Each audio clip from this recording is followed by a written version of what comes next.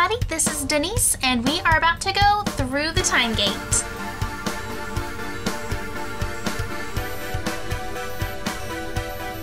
So a few weeks ago was the midnight release of Harry Potter, and I was going to make a video of that. I had a Remus Lupin costume that was mostly thrift store, but it still worked.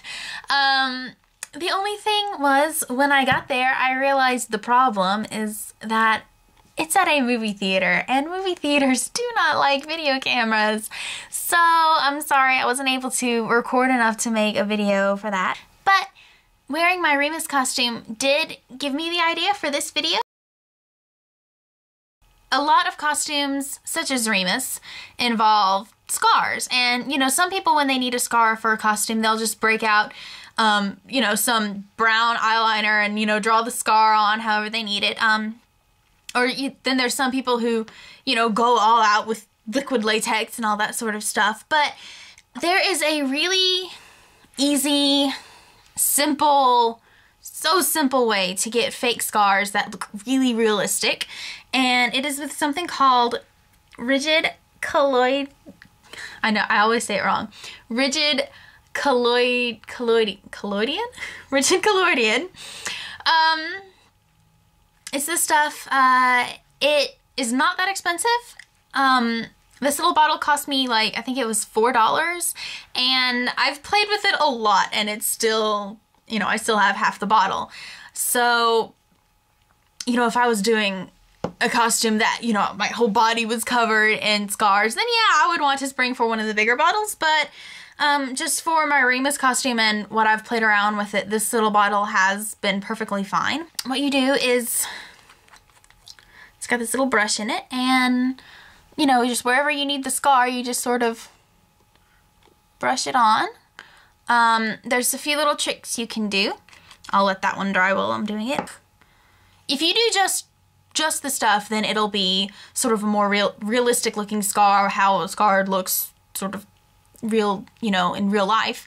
But if you know, for costuming, you want something that's gonna stand out in pictures more, or for theater, you know, just, you know, you need it so that people far away will notice it as well. If you're doing a scar that you want to look newer, then you can draw a red line on. I'll just do this one on my nose. Sorry, I've got my mirror. Now you just draw your red line on. If you want a scar that looks older, you know, one that happened a long time ago, then you can draw on with white. Ideally, I should have a white pencil, but I'm going to improvise with some white eyeshadow. We'll see how this works out. I'll do this one on this cheek. And then you just put the liquid on there. It sort of smells like nail polish remover. It's got about the consistency of actual nail polish though. Let me just wipe that on there. Oh, it smells bad. And I mean, as you can see, this one, it's already dry just in those few seconds, and it's already starting to pucker. You can do more layers. The deeper you want it, the more layers you do, and I've heard of people doing up to 10 layers just watching other YouTube videos. I don't think I used 10 layers when I did Remus. I did quite a few on him, though, because he's a werewolf and he needed some impressive scars, I thought. You can get this at pretty much any costume shop should have it. For Timegate locals, I got this at Eddie's Trick Shop, the one in Marietta. But again, I'm sure just any costume shop should have it. You know, you can find it online if there's not a costume store near you. Or Halloween's coming up, so there'll be all sorts of costume shops all over the place in a few months. So if you can wait, then, you know, that'll be fine.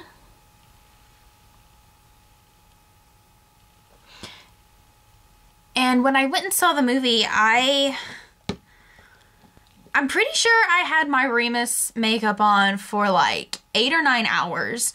It was a very long time, and when I got home, it was still on fine.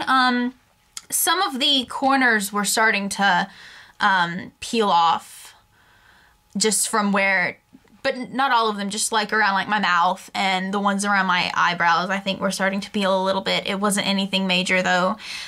So, you know, if you want to put this on for a full day at a convention, then it'll be perfectly fine, especially if you're putting it in a spot of your skin that does not move around much, like if it's your chest or like your arm or parts of your face that don't really move around when you talk too much. But it did stay on wonderfully. If you're doing it like around your eyebrows, then just keep in mind that it'll make it a little difficult to do that sort of thing. And it does get a little tight, but it's not really uncomfortably tight.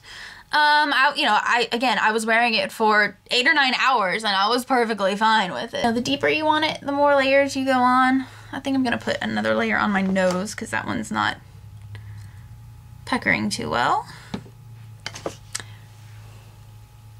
Once you've got them as deep as you want, then you can start doing other things to it. If you want it to be bruising, you know, you just apply some bruise makeup.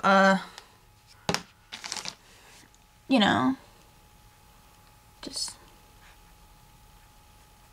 I don't know how well this is going to work. This is,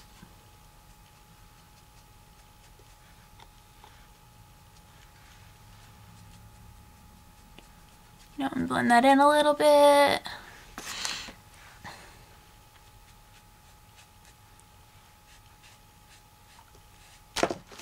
And you can put, you know, from there you can just, you know, do whatever you want with your makeup. Very quick and easy way to make a Halloween costume if you're wanting one, you know, just put on your normal clothes and then just scar up your face to look really gruesome and stuff. This is not the best bruise makeup I've ever done. You know, and if you want like more detailed scars than, you know, what I've done, then you can get, you know, different size brushes to use. You might want to get ones that are disposable because I'm not sure how well this stuff washes out. But whenever you're done with your makeup, it just peels right off. It feels like a Band-Aid coming off. In fact, I'll go ahead and peel this one off so I can show you. It just peels right off. It's a really easy way to turn sort of a more boring costume into something crazy, you know.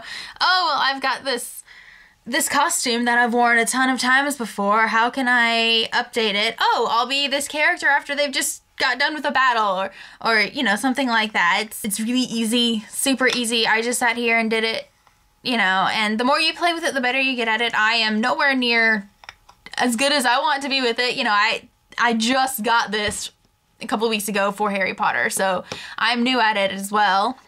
But you know, just the more you practice with it, and it's fun too, just because you just wipe it on and then a few seconds later you've got a scar. It's crazy. So that was my little costuming tidbit for the day. Again, I'm really sorry that I wasn't able to get a video for Harry Potter. But if you liked this video, you can leave a comment down below. Watch our other videos, whichever side it's on. And if you like this video, then like it. And I hope to see all of you at Timegate.